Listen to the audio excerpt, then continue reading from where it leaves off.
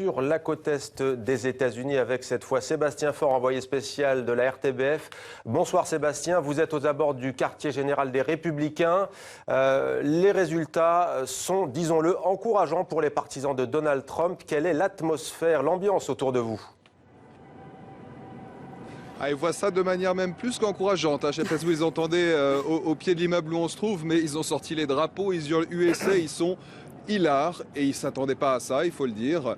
À force d'entendre les sondages, ils ne pensaient pas que ça marcherait aussi bien pour leur candidat ce soir.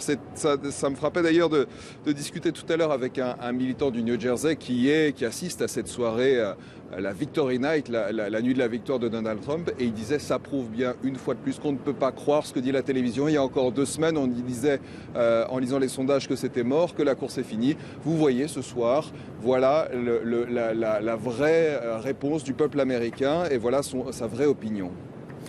Peut-être une question sur la participation. Il y a eu ce tweet notamment, il n'est pas trop tard à aller voter. C'était il y a quelques heures de Donald Trump. Sébastien, est-ce qu'on sait si à New York, par exemple, et au-delà, dites-nous, s'il y a une forte participation à ce scrutin présidentiel, même si on sait qu'il y a aussi d'autres votes,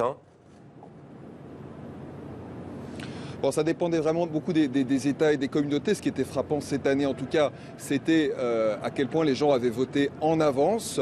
Alors, on disait que ça profitait à Hillary Clinton essentiellement. Apparemment, ce n'est pas tellement le cas. Dans certains États, on voit que le vote anticipé a vraiment profité à Donald Trump, qui ce soir vraiment commence un sans faute. C'est assez frappant. Il rafle pour l'instant, il est en tête en tout cas dans des états vraiment cruciaux qu'on ne s'attendait pas à lui voir. Et puis je voyais qu'à l'instant il gagnait le Missouri. On a coutume de dire que le Missouri choisit toujours le président qui sera élu. C'est évidemment un signe d'espoir pour ses supporters, même si pour l'instant ils ne crient pas victoire encore, mais ils sont très contents et très enthousiastes et optimistes.